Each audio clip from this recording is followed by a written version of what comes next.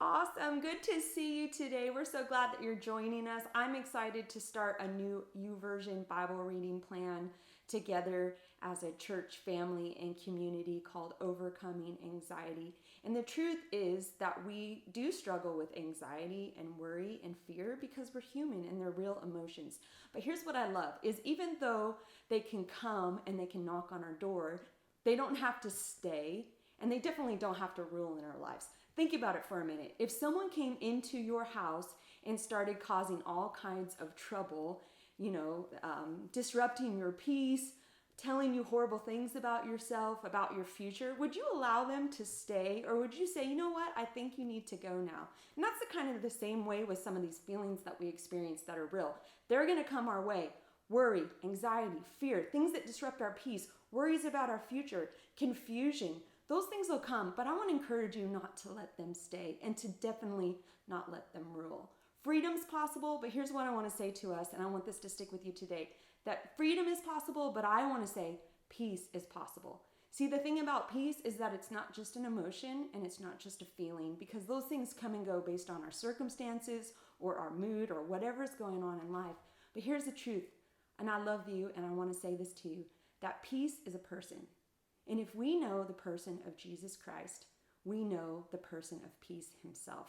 So I encourage you that peace is possible when you are in relationship with Jesus. And maybe you don't know Jesus in a personal way. Can I encourage you to just reach out to him, to ask him to unveil himself and reveal himself to you, maybe for the first time in your life, or maybe just a renewing of him.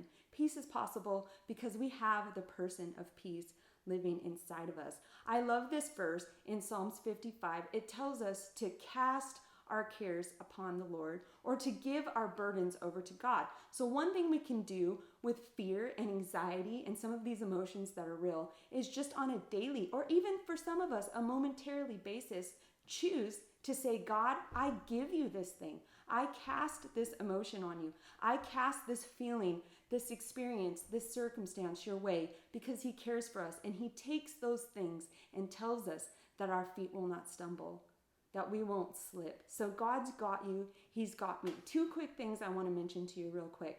One is I'm going to post a link in the comments right below this video that is just some practical tips on dealing with anxiety. If that's something that you've experienced in your life, even before the season of life hit you, and that's something you struggle with, can I be encouraged that you're okay and that's a real thing that happens? So I'm going to post a comment to an article that gives you some practical tips on how to deal with that, maybe even if it's ramped up in your life in the season. Two, if you know someone, a family member, a friend, a coworker, maybe even your own children who struggle with anxiety, and that's just something they battle in their lives, would you check in with them? Would you ask them how they're doing? Would you reach out? Would you pray with them? Would you just encourage them in this time? We love you. Join us in this reading plan. I think it's going to be a great way to daily just put our mind in the right place. We love you. We're praying for you. God's got this, and you're wonderful.